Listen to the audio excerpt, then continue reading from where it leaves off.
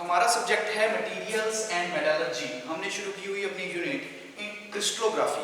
तो क्रिस्टलोग्राफी के अंदर हम लास्ट लेक्चर में बात कर रहे थे कि जो स्पेसलैटिक है, स्पेसलैटिक के बारे में, यूनिट सेल के बारे में, और number of atoms per unit cell कि जो नंबर ऑफ एटम्स होते हैं पर यूनिट सेल के अकॉर्डिंग किस प्रकार से होंगे सिंपल क्यूबिक स्ट्रक्चर के अंदर। एफसीसी यानी कि हमारा जो फेस सेंटर्ड क्यूबिक स्ट्रक्चर होगा, या फिर बीसीसी जिसके अंदर हमने बात की थी बॉडी सेंट्रिड क्यूबिक जो हमारा स्ट्रक्चर है। और लास्ट पे हम बात करेंगे हेक्सागोनल यानी कि एचसीपी हेक्सागोनल क्लोज पैक्ड जो हमारा स्ट्रक्चर होगा। तो अभी तक number of atoms per unit cell के अंदर आपको बताया था कि 4 तरह के हमारे स्ट्रक्चर्स रहेंगे, जिन स्ट्रक्चर्स के बारे में हम बात करेंगे। सबसे फर्स्ट हमारा कौन सा था? Simple cubic structure. Simple cubic structure में आपको बता दिया था कि उसके अंदर क्या होंगे कि हमारे 8 कॉर्नर होंगे, 8 कॉर्नर के ऊपर 8 ही एटम्स होंगे। तो हमारा जो नंबर ऑफ एटम्स हम पर यूनिट सेल निकाल रहे थे तो इस तरह से निकल जाएगा 1/8 × 8 = 1। तो ये हमारा किसके अंदर था? सिंपल क्यूबिक, जब हम बात कर रहे थे सिंपल क्यूबिक स्ट्रक्चर के बारे में। नेक्स्ट हमने सेकंड पॉइंट में बात की थी, सेकंड हमारा था बीसीसी यानी कि बॉडी सेंट्रिड क्यूबिक स्ट्रक्चर। तो बॉडी सेंट्रिड क्यूबिक स्ट्रक्चर के अंदर आपको बताया कि उसके अंदर भी हमारे 8 कॉर्नर होंगे, 8 कॉर्नर के ऊपर 8 ही एटम्स होंगे। इसके अलावा एडिशनली हम क्या यूज करते हैं कि जो हमारा सेंटर है, जो फेस का जो सेंटर रहेगा, सेंटर ऑफ द जो भी बॉडी है, जो सेंटर ऑफ द क्यूब होगा, उसके ऊपर भी एडिशनली एक एटम होगा। तो उसके अंदर जो हमारा number of atoms per unit बनेंगे तो वो कैसा होगा? 1/8 × 8 प्लस में 1। प्लस 1 ये कहां से आया कि जो हम एडिशन के तौर पे हमने एक एटम अटैच किया है, जहां फिर लोकेट होता है, वो कहां पे होता है? वो होता है क्यूब के सेंटर पे। जो क्यूब होगा, क्यूब का जो सेंटर होगा, मान लीजिए जिस तरह से आपको बताया था कि ये आपकी एक क्यूब है, तो इस क्यूब का जो सेंटर रहेगा, उस सेंटर पॉइंट के ऊपर भी क्या होगा? ये 8 कॉर्नर, 1 2 3 4 5 6 7 8, ये 8 कॉर्नर तो होंगे ही होंगे। जिन 8 कॉर्नर्स पे ऊपर क्या होंगे? एटम्स होंगे। 8 कॉर्नर होंगे, 8 कॉर्नर के ऊपर एटम्स होंगे। लेकिन अब जब हम बात करेंगे बीसीसी की, तो बीसीसी के अंदर एक जो सेंटर हमारा होगा, यानी कि जो क्यूब का सेंटर होगा, वहां पे भी एक एटम मौजूद होगा। इसलिए हम जो नंबर ऑफ एटम्स निकालेंगे तो वो इस तरह से, तो 1 + 1 2। ये हमारा कब होता है? जब हम बात करते हैं बीसीसी की, यानी कि जो हमारा बीसीसी पॉइंट रहेगा, तो उस दौरान जो हमारा नंबर ऑफ एटम्स रहेंगे वो कितने रहेंगे? 2 हो जाएंगे, यानी कि number of atom per unit cell के अकॉर्डिंग 2 रहेंगे। अब हम बात करते हैं थर्ड पॉइंट के बारे में। तो थर्ड हमारा है एफसीसी, यानी कि थर्ड पॉइंट हमारा रहेगा face centred cubic structure. Face centred cubic structure, तो इसके अंदर क्या है कि 8 कॉर्नर है, 8 कॉर्नर पे 8 एटम्स तो होंगे ही होंगे। साथ ही साथ जितने भी हमारे क्यूब के फेस होंगे, उन फेस के ऊपर इंडिविजुअली क्या होंगे? एक एक आइटम सब पे होगा, यानी कि ईच फेसेस हैव एटम्स कि 1 आइटम्स एटम्स क्या होंगे? सभी हमारे जो फेस होंगे क्यूब के, उनके ऊपर मौजूद होंगे।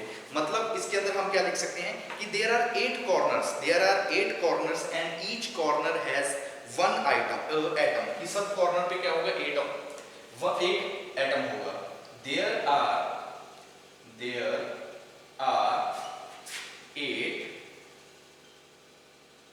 corners and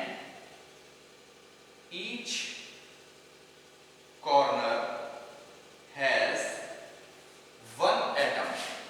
Each corner has 1 atom। और जितने भी कॉर्नर होंगे, यानी कि यही मान लीजिए ये कॉर्नर 1 2 3 4 5 6 7 8, तो 8 कॉर्नर है, 8 ही कॉर्नर पे 8 ही क्या होंगे? हमारे एटम्स होंगे।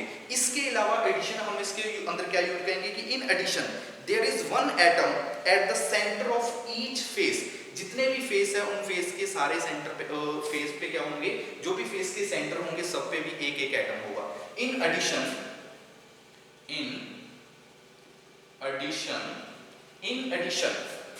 there is 1 atom, there is 1 atom at each center of face।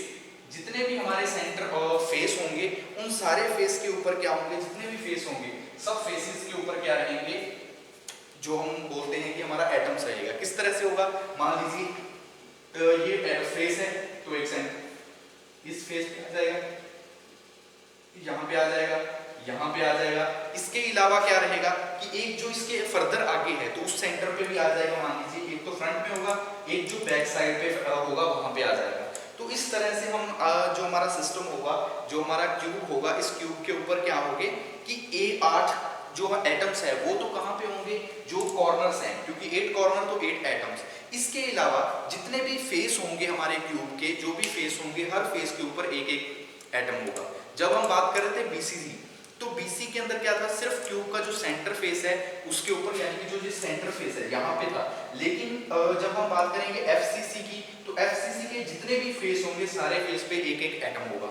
तो इसके अंदर जो हमारा number of atoms per unit जो हम निकालते हैं पर यूनिट सेल के अकॉर्डिंग, तो वो फॉर्मूला क्या बन जाएगा, वो फॉर्मूला बनेगा 1/8 मल्टीप्लाई 1/8 मल्टीप्लाई हम किसके साथ करेंगे, 8 के साथ, क्योंकि 8 कॉर्नर है और 8 ही एटम्स है।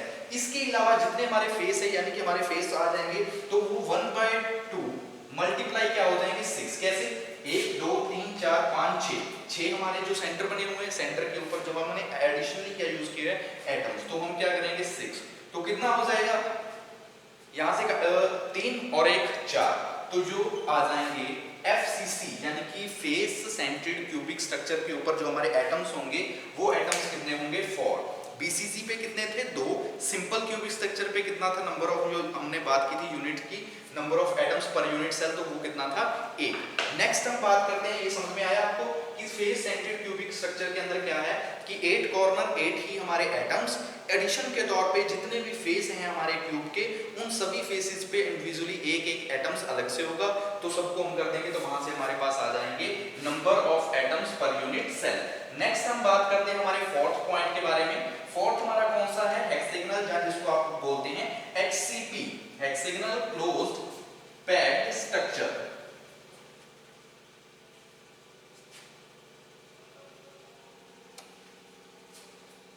ठीक है, नेक्स्ट बात करते हैं।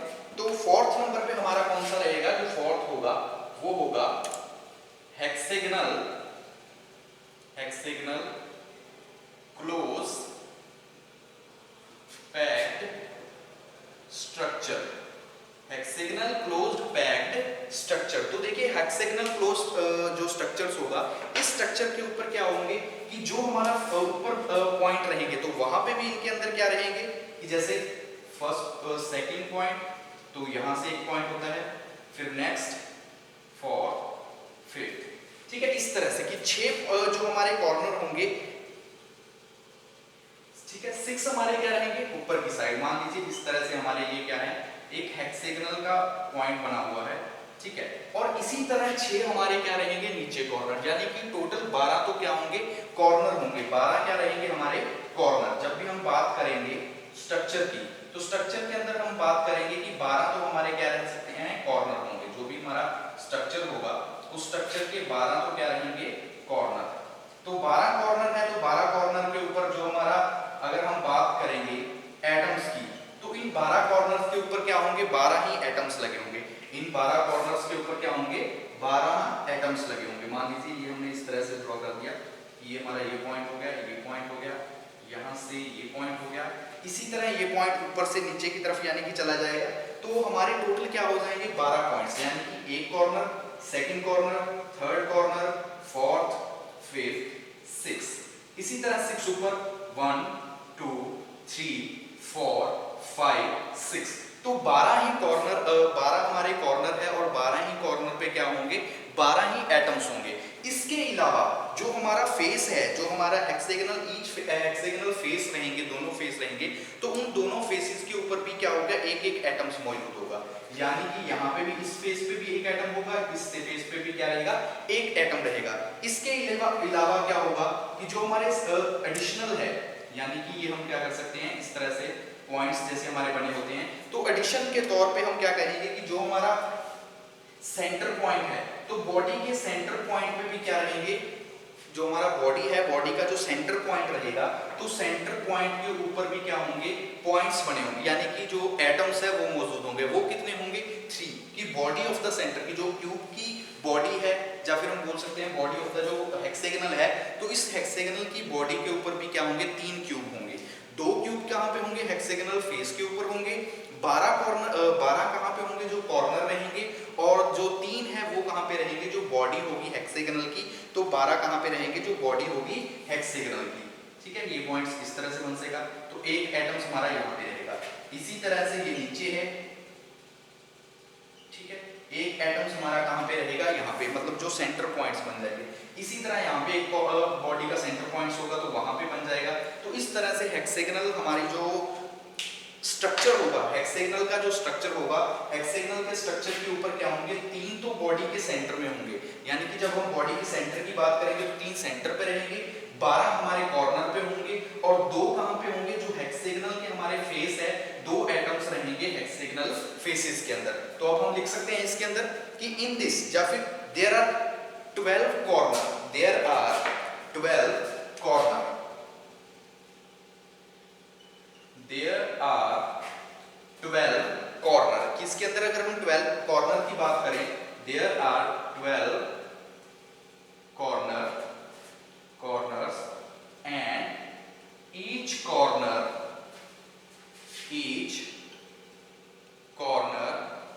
has one atom। सब कॉर्नर्स पे क्या होंगे, एक एक एटम्स होंगे। इसके अलावा in addition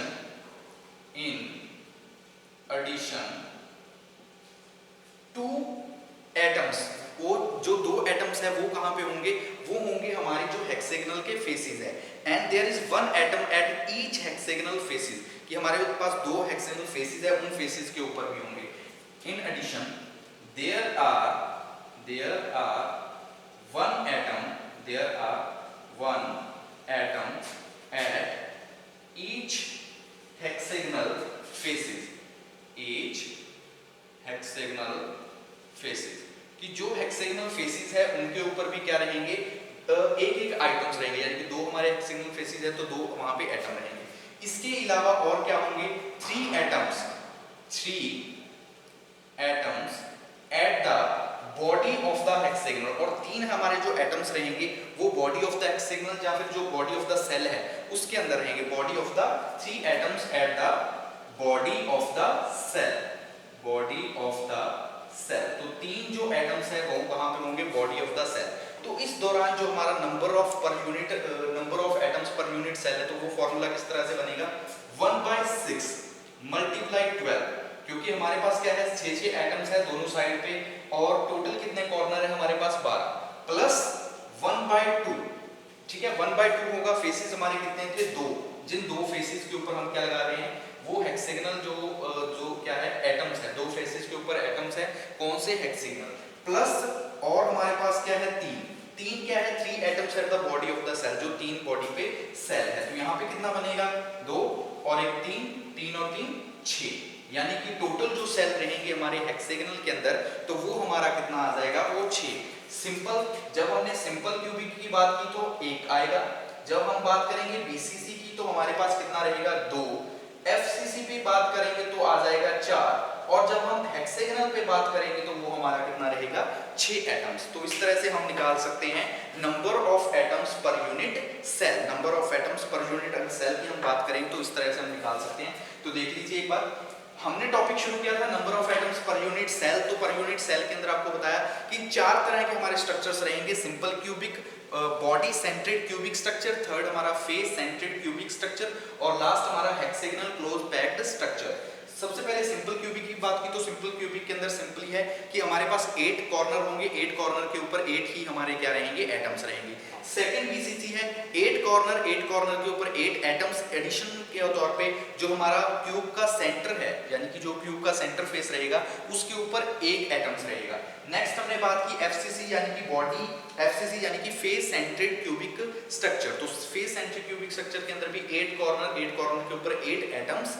नेक्स्ट इसके अलावा एडिशन और क्या हो सकते हैं कि जितने भी हमारे फेसेस हैं क्यूब के, अलग हर फेस के ऊपर 1 एटम्स मौजूद है, तो वो हमारा होगा एफसीसी। लास्ट हमने बात की हेक्सागोनल क्लोज पैक्ड स्ट्रक्चर की। तो हेक्सागोनल क्लोज पैक्ड स्ट्रक्चर के अंदर क्या है कि दीज आर 12 कॉर्नर, कि इसके अंदर 12 कॉर्नर होंगे। तो 12 कॉर्नर के ऊपर जो एटम्स की हम बात करें तो वो एटम्स भी कितने रहेंगे, 12 रहेंगे, यानी कि 12 ही उस पे एटम्स रहेंगे। एंड एडिशन, इसके अलावा there are 1 atoms at each hexagonal faces, कि जो हमारे हेक्सागोनल फेसेस है तो हर फेस के ऊपर, हेक्सागोनल फेस के ऊपर अलग से क्या रहेंगे, एटम्स रहेंगे। और 3 एटम्स ऐसे होंगे जो कहां पे होंगे, बॉडी ऑफ द सेल। जो बॉडी ऑफ द सेल रहेगी हमारे हेक्सागोनल की, 3 हमारे जो एटम्स हैं वो मौजूद होंगे बॉडी ऑफ द सेल पे। तो इस तरह से हम निकाल सकते हैं number of atoms per unit cell. तो ये हमारा क्या रहेगा, number of atoms per unit cell को हम क्या कर सकते हैं इस तरह से। नेक्स्ट जो हमारा टॉपिक रहेगा वो टॉपिक है अटोमिक पैकिंग फैक्टर। ठीक है, एटॉमिक पैकिंग फैक्टर। नेक्स्ट हम बात करते हैं एटॉमिक पैकिंग फैक्टर के बारे में कि एटॉमिक पैकिंग फैक्टर क्या है। तो atomic packing factor, atomic packing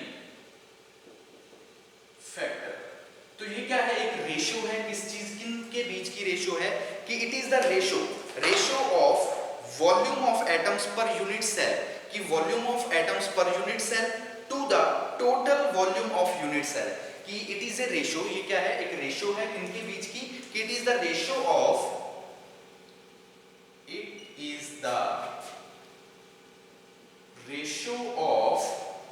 volume of atoms per unit cell, volume of atoms per unit cell to the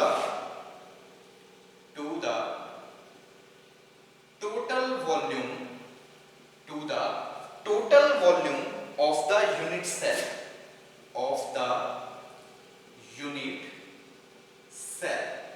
तो फॉर्मूला क्या बन जाएगा, हम बात करेंगे एटॉमिक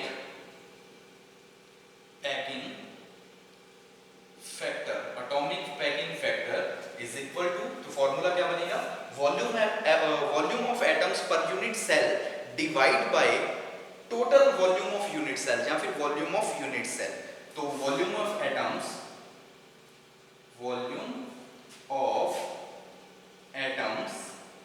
पर unit cell divide by volume of unit cell, volume of unit cell.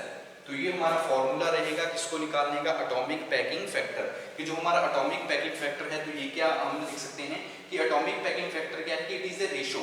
ये ratio है किस चीज की, ratio the volume of atoms per unit cell. एक पर यूनिट सेल जो वॉल्यूम ऑफ एटम्स है एक पर यूनिट सेल के अंदर divide by volume of unit cell, की यूनिट सेल की वॉल्यूम कितनी है। तो इस तरीके से हम निकाल सकते हैं हमारा एटॉमिक पैकिंग फैक्टर को निकाल सकते हैं, एटॉमिक पैकिंग फैक्टर। नेक्स्ट हम बात करते हैं एटॉमिक पैकिंग फैक्टर के बाद जो हमारा टॉपिक रहेगा वो है डिफॉर्मेशन, कि डिफॉर्मेशन क्या होती है। नेक्स्ट हम बात करेंगे उसके बाद टाइप्स ऑफ डिफॉर्मेशन के बारे में। तो टॉपिक हमारा क्या रहेगा, deformation.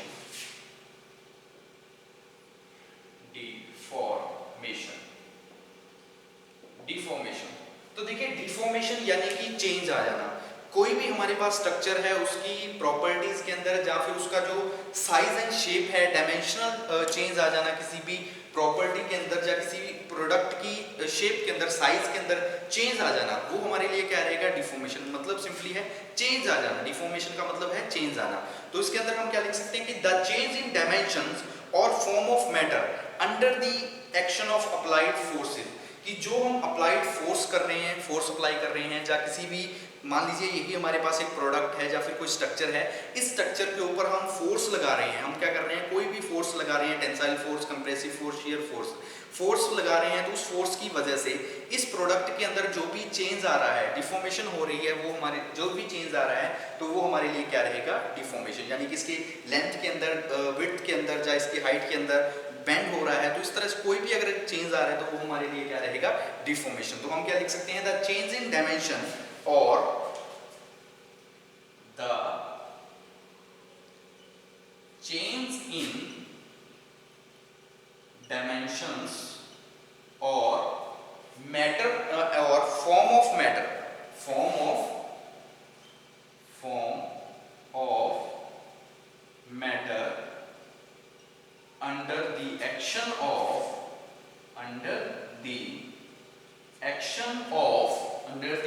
action of applied force is known as deformation. Deformation, तो वो हमारे लिए क्या कहलाएगा, उसको हम बोल देंगे डिफॉर्मेशन। कि द चेंज इन डायमेंशन और फॉर्म ऑफ मैटर, कि हमारे पास कोई भी मैटर है, कोई भी पदार्थ है, चाहे वो सॉलिड है, लिक्विड है, गैसेस है, उसकी फॉर्म में चेंज आ जाना, जब उसकी डायमेंशंस के अंदर चेंज आ जाना, कब, जब हम उसके ऊपर कोई भी फोर्स अप्लाई कर रहे हैं, प्रेशर अप्लाई कर रहे हैं, तो वो हमारे लिए क्या रहेगा, उसको हम बोल देंगे डिफॉर्मेशन। नेक्स्ट हम बात करते हैं टाइप्स ऑफ डिफॉर्मेशन की। टॉपिक क्या हो जाएगा, टाइप्स ऑफ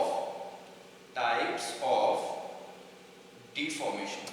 तो टाइप्स ऑफ डिफॉर्मेशन दो तरह के हमारे टाइप्स रहते हैं, एक होता है इलास्टिक डिफॉर्मेशन, दूसरी होती है प्लास्टिक डिफॉर्मेशन। इलास्टिक डिफॉर्मेशन और प्लास्टिक डिफॉर्मेशन पहले भी आप काफी बार बात कर चुके हैं हम, कि इलास्टिक क्या होती है, इलास्टिक के अंदर क्या होता है कि अगर हमने कोई फोर्स लगाई है, हम उसको रिमूव कर रहे हैं, एक बार हमने फोर्स लगाई तो हमारी जो मैटर है या फिर हमारा जो ऑब्जेक्ट है उसके अंदर एक बार चेंज आ गया, लेकिन जैसे ही हमने फोर्स को रिमूव किया तो वो वापस अपनी ओरिजिनल शेप के अंदर आ गया, तो वो हमारे लिए रहेगा इलास्टिक डिफॉर्मेशन, यानी कि इलास्टिक ही चेंज हुआ था हमारी ऑब्जेक्ट के अंदर, हमारे स्ट्रक्चर के अंदर।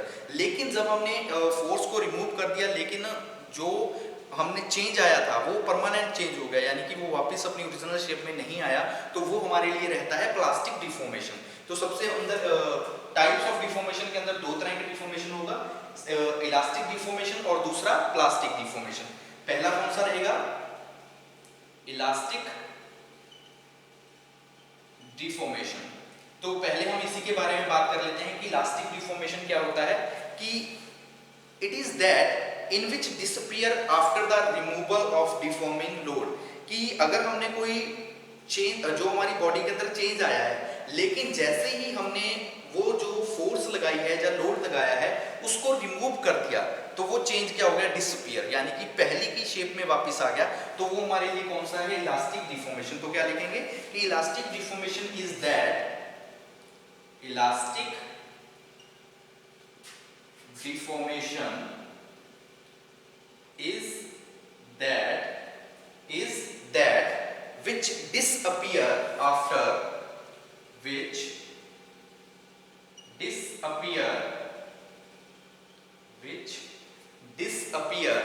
after the removal of deforming load. Elastic deformation is that which disappear after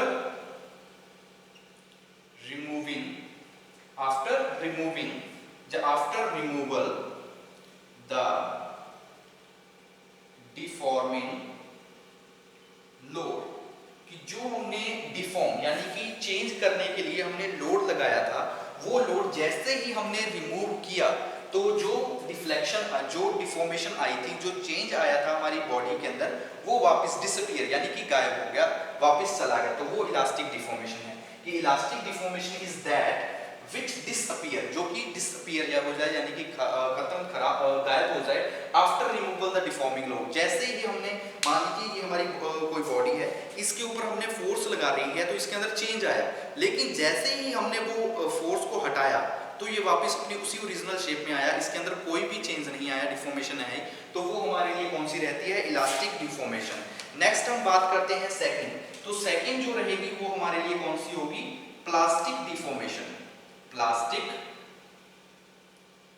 deformation, plastic deformation. तो अब देखिए प्लास्टिक डिफॉर्मेशन क्या होगी, कि जब वो डिसअपीयर ना हो, कि हमने जो डिफॉर्मिंग लोड है उस डिफॉर्मिंग लोड को हटा दिया, रिमूव कर दिया, लेकिन जो रिफ्लेक्शन है, जो डिफॉर्मेशन आई है, वो सेम वैसे की वैसी ही है, यानी कि वो ओरिजिनल शेप के अंदर वापस हमारा ऑब्जेक्ट नहीं गया, तो वो हमारे लिए रहता है प्लास्टिक डिफॉर्मेशन। कि plastic deformation is that which remains even after the remove of deforming load, कि जो हमने लोड है उसको रिमूव कर दिया, लेकिन वो रिमेन्स इवन, कि जैसे वो थी, जब, यानी कि जब हमने लोड लगाया था उस दौरान जैसी उसकी शेप थी, जैसा उसके अंदर चेंज आया था, वही चेंज सेम का सेम रहा जब हमने फोर्स उस पे से हटा भी दी, तो वो हमारे लिए रहेगा प्लास्टिक डिफॉर्मेशन। या फिर सिंपल बोल सकते हैं कि अगर हमने कोई फोर्स लगाई हुई है, जब हमने उस फोर्स को हटाया तो वो वापस अपनी ओरिजिनल शेप के अंदर नहीं गया, तो वो हमारे लिए प्लास्टिक डिफॉर्मेशन। अगर उसने ओरिजिनल शेप के अंदर वो वापस चला गया, तो वो हमारे लिए इलास्टिक डिफॉर्मेशन। तो क्या लिखेंगे, plastic deformation is that, plastic deformation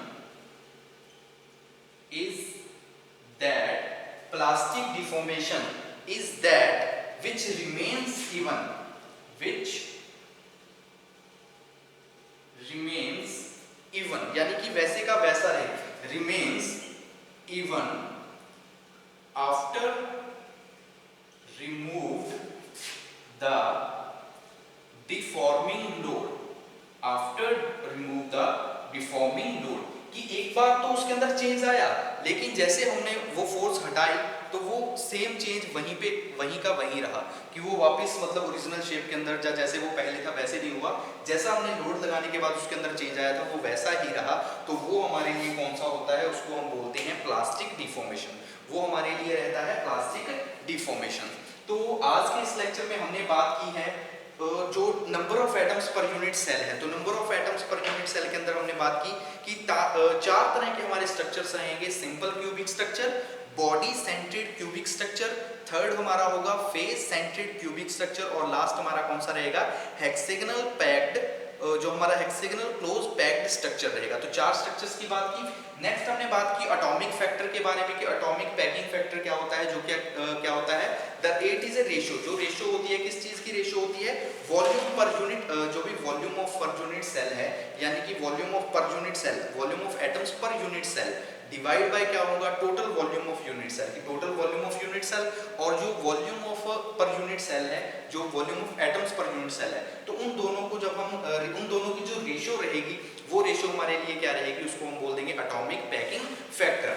next हमने बात की डिफॉर्मेशन की। तो डिफॉर्मेशन आपको बताया कि डिफॉर्मेशन क्या है कि जो डायमेंशनल चेंज आ जाए, डायमेंशनल चेंज है या फिर मैटर की फॉर्म के अंदर कोई चेंज आ रहा है, जब हम उसके ऊपर कोई भी एक्सटर्नल फोर्स अप्लाई कर रहे हैं तो वो हमारे लिए रहेगी deformation.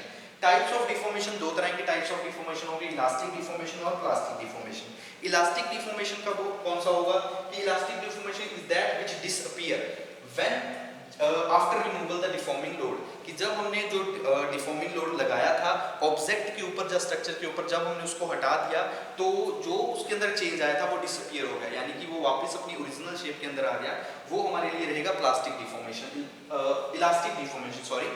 Plastic deformation is that which remains even after remove the deforming load, कि डिफॉर्मिंग लोड जो हमने लगाया हुआ है उस लोड को हटाने के बाद भी हमारा जो ऑब्जेक्ट है, स्ट्रक्चर है, वो रिमेन्स इवन, जैसे का है वैसा ही रहे, तो वो हमारे लिए रहेगा प्लास्टिक डिफॉर्मेशन। तो आज के लिए इतना काफी। नेक्स्ट लेक्चर में हम बात करेंगे कि जो मैकेनिज्म है प्लास्टिक डिफॉर्मेशन के, जो हमारी प्लास्टिक डिफॉर्मेशन होती है इसका मैकेनिज्म है कि किस चीज़ों से हमारी प्लास्टिक डिफॉर्मेशन होती है। जैसे कि दो हमारे पॉइंट्स होते हैं, मेथड्स होते हैं, एक स्लिप और ट्विनिंग, कि ये दो हमारे क्या हैं प्लास्टिक डिफॉर्मेशन के कारण है कि जिनकी वजह से प्लास्टिक डिफॉर्मेशन होती है हमारे ऑब्जेक्ट्स के अंदर, हमारे एटम्स के अंदर, स्ट्रक्चर्स के अंदर। तो वो है स्लिप और ट्विनिंग, जिनके बारे में हम बात करेंगे नेक्स्ट लेक्चर में।